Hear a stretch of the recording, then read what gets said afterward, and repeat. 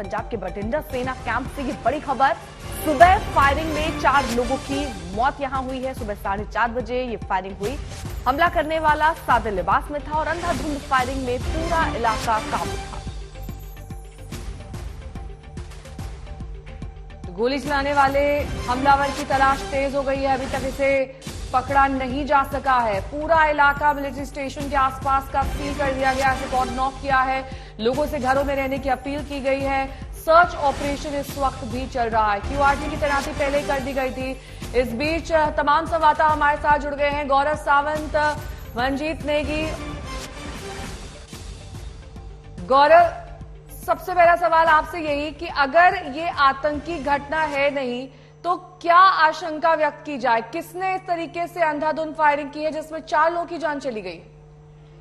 सवेरे 4:30 बजे गोली चलाई गई थी, ये जानकारी हमें मिल पाई है। और जैसा मंजीत ने बताया था इससे पहले कि सेना का ही एक हथियार कोच से गायब था, एक इंसास 5.56 राइफल 28 गोलियों के साथ। और उसके बाद आज ये फायरिंग हुई है जिसमें 4 लोगों की मौत हुई है। और अब न केवल क्यूआरटी बल्कि और अन्य यूनिट्स भी जो वहां पर है उनके दस्तों को बुला लिया गया है। इस पूरे एरिया को पूरी तरह से लॉकडाउन कर दिया गया है। सभी स्कूल बंद है, दफ्तर बंद है, टोटल लॉकडाउन है। लोगों को कहा गया आप घर के अंदर ही रहे, कोई घर से नहीं निकलेगा। सड़कों पर केवल सेना के अधिकारी और जवान जो इस समय इस शूटर को तलाशने में लगे हैं, वही समय इस ऑपरेशन में है। आपको बड़ी खबर इस बीच देखी आ रही है। बठिंडा मिलिट्री स्टेशन में फायरिंग से जुड़ा ये मामला जिस पर हम बात कर रहे हैं और जानकारी अभी तक ये नहीं मिल पाई कि उस शख्स आखिरकार कौन था।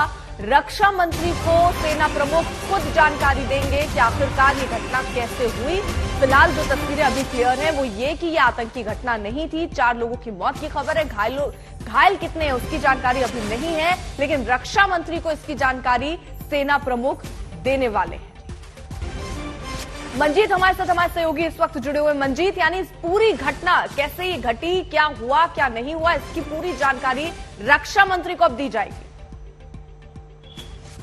बिल्कुल, इस वक्त सेना मुख्यालय में साउथ ब्लॉक में जहां पर रक्षा मंत्री और राजनाथ सिंह के अलावा अगर हम सेना प्रमुख की बात करें जनरल मनोज पांडे, वो जानकारी दे रहे हैं पूरे घटनाक्रम को लेकर। साउथ वेस्टर्न कमांड की घटना है और किस तरह से सुबह 4:30 बजे के वक्त अंधेरे का फायदा उठाकर जो हमलावर था उसने इस घटना को अंजाम दिया। और अभी भी क्योंकि अंधेरे की वजह से उसका फायदा उठाकर हमलावर पिछले 5 घंटों से अभी भी सेना की पकड़ में नहीं आया है। वहां पर जो सेना की स्पेशल फोर्स के जवान मौजूद हैं, क्यूआरटी की टीम मौजूद है, वो सभी लोग इस पूरे, क्योंकि बड़ा कंटोनमेंट एरिया है और यहाँ पर आप घटना की गंभीरता को समझें कि खुद सेना प्रमुख पूरे घटनाक्रम की जानकारी ले रहे हैं।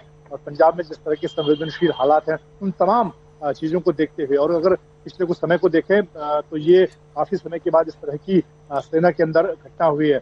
चाहे हम इससे पहले जो आतंकी घटनाएं हुई हैं, खासतौर से एयरफोर्स स्टेशन के अंदर की घटनाएं हों, उन सभी चीजों को लेने के बाद से कंट्रोलमेंट और जो सेना के इस तरह के बड़े कंट्रोलमेंट एरिया है उनकी सुरक्षा को बढ़ाया गया। लेकिन फिलहाल आज की जो घटना है सुबह की, उसको लेकर अभी भी सेना के सामने चुनौती यही है कि जल्द से जल्द उस हमलावर को पकड़ा जाए। पूरे घटनाक्रम के पीछे क्या वजह रही है उसको लोगों के सामने रखा जाए। हमारे सहयोगी कमलजीत संधू भी लगातार तमाम जानकारी के साथ जुड़ी हुई है। कमलजीत, इस बात की कितनी आशंका है कि ये सेना के भीतर ही किसी का हाथ हो सकता है, कोई अधिकारी, कोई स्टाफ मेंबर, इस बारे में कोई जानकारी मिल रही है क्या? देखिए, इस बात पे कोई क्लैरिटी इस वक्त नहीं है, लेकिन ये बात जरूर है कि फायरिंग मिलिट्री स्टेशन के अंदर हुई है, जियो मेस के अंदर हुई है। इससे पहले 2 दिन पहले हमें बताया गया है कि एक इंसास राइफल है जिसके 28 कार्ट्रिजेस थे, वो मिसिंग थे। उसके बाद एक इंक्वायरी तो चल ही रही थी, लेकिन इसी बीच में ये सब घटना होती है। आपको बता दें, इससे पहले ही बठिंडा और पूरे पंजाब में ही हाई अलर्ट है बैसाखी को लेकर, अमृतपाल की सिचुएशन को लेकर, लेकिन उसी बीच में ये घटना होती है। और इसमें हमें पुलिस ने साफ कर दिया है कि इसे आतंकी घटना से जोड़ के नहीं देखा जाए। लेकिन क्योंकि ये घटना मिलिट्री स्टेशन के अंदर हुई है और जीओएमएस के अंदर हुई है, ये देखने वाली बात होगी कि जो हमलावर है क्या वो सिविल ड्रेस में था या फिर कोई बाहर का था। आपको बता दें, 4:30 बजे का जो समय है वो बिल्कुल सुबह का समय है, यानी उस समय जो प्रिपरेशन है मेस में, या तो खाना तैयार किया जा रहा है या प्रिपरेशन की जा रही है, तो बाहर का जो एक्सेस कंट्रोल है वो इतना सख्त होता है कंटोनमेंट का कि कोई बाहर का आदमी अंदर आ जाए बिना किसी परमिशन के, वो बहुत ही मुश्किल परिस्थिति है। तो ये माना जाए कि ये जो सिचुएशन है ये अंदर से ही उभरी है और ऐसा बताया जा रहा है। और शुरू में जो हमने इंटेलिजेंस ऑफिशियल्स और पंजाब पुलिस से जानकारी की तो उन्होंने कहा कि ऐसा लग रहा है प्राथमिक तौर पे कि टेरर अटैक नहीं है। दूसरा ये कह रहे थे कि फ्रैट्रिसाइड हो सकता है। लेकिन अगर हम सेना की ही स्टेटमेंट की बात करें तो वहां पे सिर्फ फायरिंग इंसिडेंट लिखा गया है, तो उसमें कोई खुलासा नहीं किया गया है। एक्टिव सिचुएशन है, क्यूआरटी लगाई गई है और खासतौर पे परिवार को, रेजिडेंशियल एरियाज को खासतौर पे एहतियात दिया गया है कि घर से बाहर ना निकले और बच्चों को बाहर स्कूल नहीं भेजें। अभी फिलहाल चल रहा है। कमलजीत, आप नजर बनाए रखिए। गौरव भी हमारे साथ है। गौरव, कुछ ही दिन पहले गार्ड रूम से एक राइफल गायब हुई थी और उस राइफल का क्या इसका सीधे संबंध कुछ जताया जा रहा है? क्या ऐसी संभावना हो सकती है कि कोई बाहर का या कोई शख्स एंटर कर सकता हो मेस में? क्योंकि टाइमिंग जो है सुबह 4:30 बजे ये होना, एक ही रेजिमेंट के लोगों को निशाना बनाना, ये क्या कोई साजिश या बड़ी प्लानिंग दिखती है?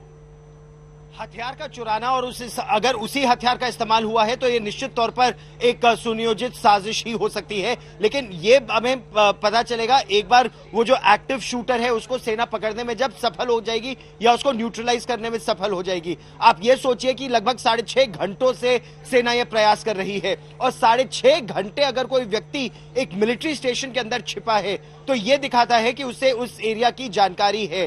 पहली बात। दूसरी बात, अब कहा यह जा रहा है कि आर्मी एविएशन के हेलीकॉप्टर स्पेशल फोर्सेस के अलावा उनको भी इस्तेमाल किया जा रहा है। कमलजीत और मंजीत हमारे साथ जुड़ने के लिए